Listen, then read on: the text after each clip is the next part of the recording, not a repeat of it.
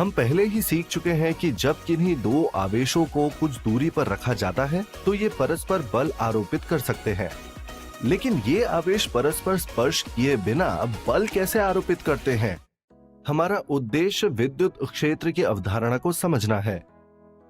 दो विद्युत आवेशों के बीच कार्यरत बल दो आवेशों के गुणनफल के समानुपाती तथा उनके बीच की दूरी के वर्ग के व्युक्त क्रमानुपाती होता है। ये ठीक उसी प्रकार है जैसे कि किन्हीं दो द्रव्यमानों के बीच गुरुत्वाकर्षण बल उन दोनों द्रव्यमानों के गुणनफल के समानुपाती और उनके बीच की दूरी के वर्ग के व्युक्त क्रमानुपाती होता है। विद्युत और गुरुत्वाकर्षण बलों के ये दो नियम गणितीय रूप से एक समान होते हैं। यहाँ G गुरुत्वाकर्षण बल का अनुपातिकता स्थिरांक है तथा 1/4 पाई एप्सिलॉन 0 स्थिर वैद्युत बल के लिए अनुपातिकता स्थिरांक है, जहां एप्सिलॉन 0 निर्वात की विद्युतशीलता है। दो आवेशों द्रव्यमानों या चुंबकों के बीच की क्रिया जो कुछ दूरी पर रखे गए हैं, इन बलों के कुछ अभिलक्षणों का वर्णन करती हैं, लेकिन वास्तव में ये नहीं बताती हैं कि यह परिणाम कैसे प्राप्त होता है। अब एक महत्वपूर्ण प्रश्न सामने आता है कि प्रत्येक द्रव्यमान या आवेश या चुंबक परस्पर कैसे प्रभावित होते हैं। इस प्रश्न पर माइकल फैराडे ने ध्यान दिया था, जिन्होंने क्षेत्र की अवधारणा को प्रतिपादित किया था, जिसे अब हम आगे देखेंगे। विद्युत क्षेत्र।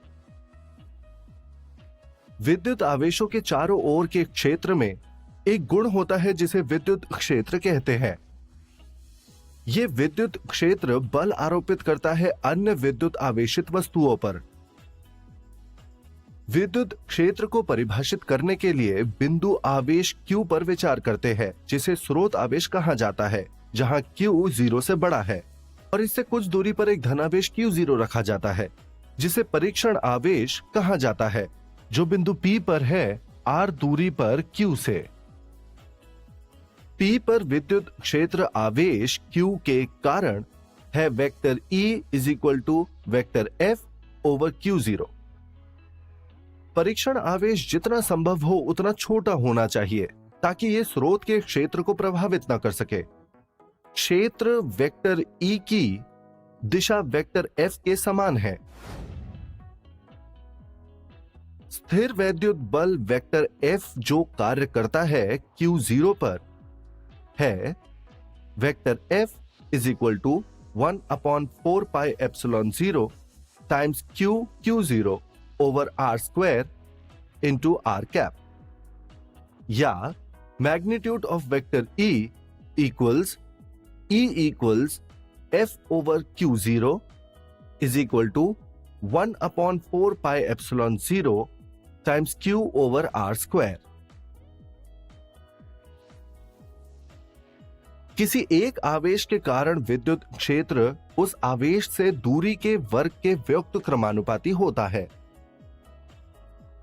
जैसे कि E का परिमाण होता है F ओवर Q0, विद्युत क्षेत्र का SI मात्रक न्यूटन पर कूलोम होता है। इस प्रकार vector F is equal to Q0 times vector E। इसका अर्थ है कि यदि कण पर उपस्थित आवेश धनात्मक है तो उस पर कार्यरत स्थिर वैद्युत बल विद्युत क्षेत्र E की दिशा के अनुदिश होता है, और यदि आवेश ऋणात्मक है तो उस पर कार्यरत बल विद्युत क्षेत्र की दिशा के विपरीत होता है। विद्युत क्षेत्र अध्यारोपण के सिद्धांत का पालन करते हैं।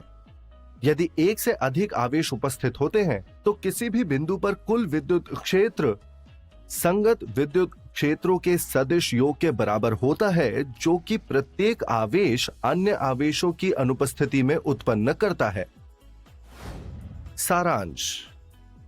यहां हमने सीखा कि विद्युत क्षेत्र वह भौतिक क्षेत्र है जो प्रत्येक विद्युत आवेश के चारों ओर उपस्थित होता है और क्षेत्र में अन्य सभी आवेशों पर बल आरोपित करता है, अर्थात या तो उन्हें आकर्षित या प्रतिकर्षित करता है। गणितीय रूप से इसे प्रति इकाई आवेश पर कार्यरत विद्युत बल के रूप में परिभाषित किया जाता है। इसका SI मात्रक न्यूटन पर कूलोम है और यह अध्यारोपण के सिद्धांत का पालन करता है। किसी आवेश के कारण विद्युत क्षेत्र अदृश्य होता है। इसे विद्युत क्षेत्र रेखाओं की सहायता से देखा जा सकता है। इन रेखाओं से जुड़ी कुछ और रोचक जानकारी जानने के लिए बने रहें।